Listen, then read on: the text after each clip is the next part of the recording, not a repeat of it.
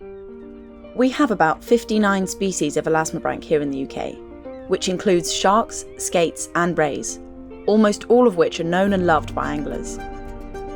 Spurdog are one of these many elasmobranchs, and if you don't recognise that name, it's probably because this species has about 190 recognised names worldwide.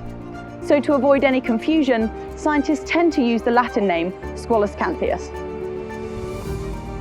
Spurdog are predominantly caught by anglers on a catch and release basis, holding huge potential for data collection. With anglers' wealth of knowledge on Spurdog, they are vital in further understanding the species.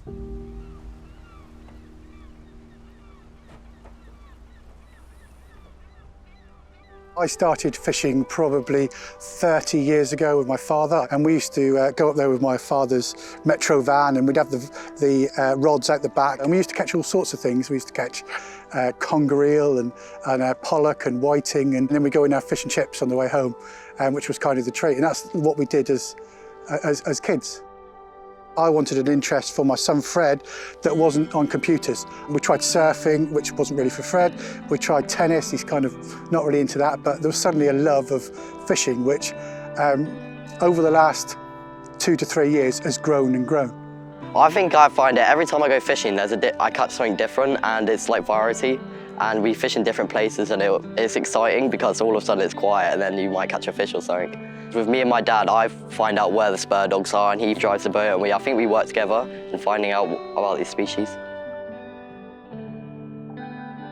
Fred's very kind of scientific and technical and likes the detail, and the idea that we could contribute something towards this citizen science project was a fantastic idea. So, you know, I mean, we kind of set about trying to target catching Spurdogs.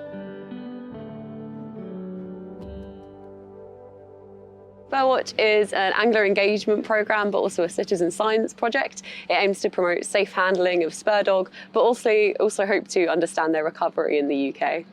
The process is fairly simple, actually. It's quite a humble project. The real core of it is that if you catch a Spurdog, just get in touch. You can go on the website, you can contact me directly, you can pop me an email, have a phone call, tell me a bit about where you've caught the animal, what day you caught the animal on, where you caught the animal, and that's really it. And that's through doing that, I'm trying to build a map of areas where people are catching Spurdog, so we can understand where they are coming back, where they're recovering, how they're recovering, if they're reproducing in those areas.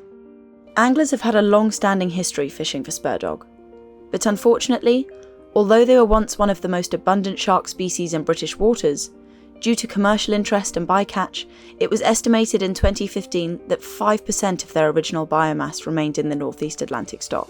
Spurdog are listed as vulnerable on the IUCN Red List of endangered species, with the North East Atlantic stock being classified as endangered. It is currently illegal to land Spurdog in commercial fisheries, and as a result, we have limited methods to collect data on them. However, engaging the recreational angling sector provides a unique opportunity to gather these valuable data, without which we cannot make appropriate management plans to ensure the species' recovery. Despite their endangered status, they are often still perceived to be an abundant species. This isn't because they're actually high in numbers, but likely more to do with the fact they're a schooling species which aggregate together in large numbers and will follow a chum slick or bait. The reality is, although we need to understand this species better to protect them, nobody was really doing that until recently. Sharks are known as a K-selected species in the scientific community. Do you want to talk to me a little bit about what that means and how that relates to their ecology and ultimately their conservation? So sharks are known as K-selected species. That means that they take quite a long time to reach sexual maturity. They'll be many years old before they're able to have babies and contribute more animals to the stock. And what that means for conservation is that if we remove animals from that population by fishing or other means, it takes a really long time for them to be able to bounce back and replenish themselves. So it's really important, especially for sharks, that we take the time to understand how much we're taking, what kind of impact that has on them, and when they are recovering, how quickly that can happen. We've actually been getting into Spurdog fishing now, and we fish, normally when we go fishing, we try and target them. I've heard a lot about conservation fishing and people like trying to help save the fish, so that's why I got in touch with Georgie to see if I could do some help. Spurwatch was born out of your interest in the Spurdog from your undergrad thesis, but how has that sort of evolved for you in terms of you're now speaking to seemingly total strangers about this work and sharing that passion. What does that mean to you? It's been really special to be able to have a passion and an academic interest in a species, to be really excited about that independently, sat in my bedroom kind of going, wow, this is really interesting, a really interesting conservation story.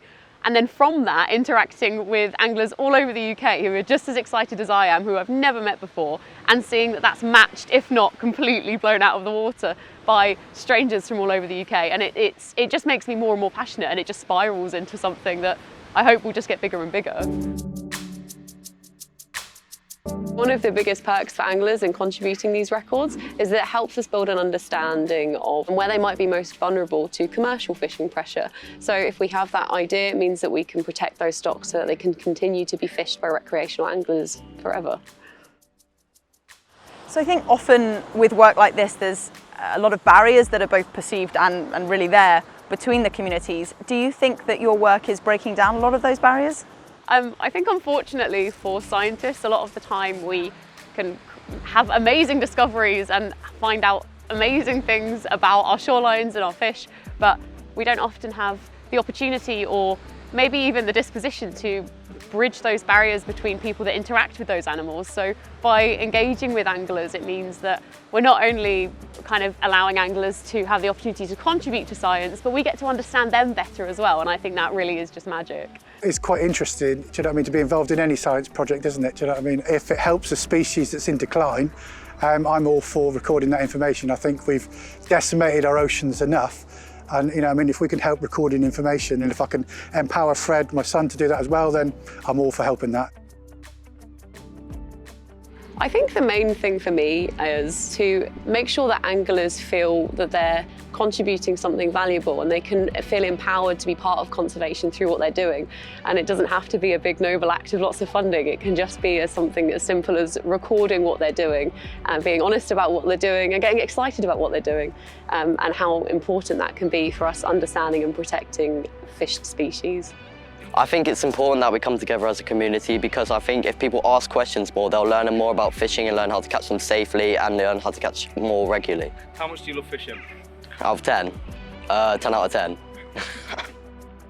If you want to get involved with Spurwatch, the easiest thing to do is you can either join our Facebook group if you're a fan of social media, or just visit www.spurwatch.co.uk and you can submit records online, or you can contact me directly and find my email there, and that's really the easiest way to get involved.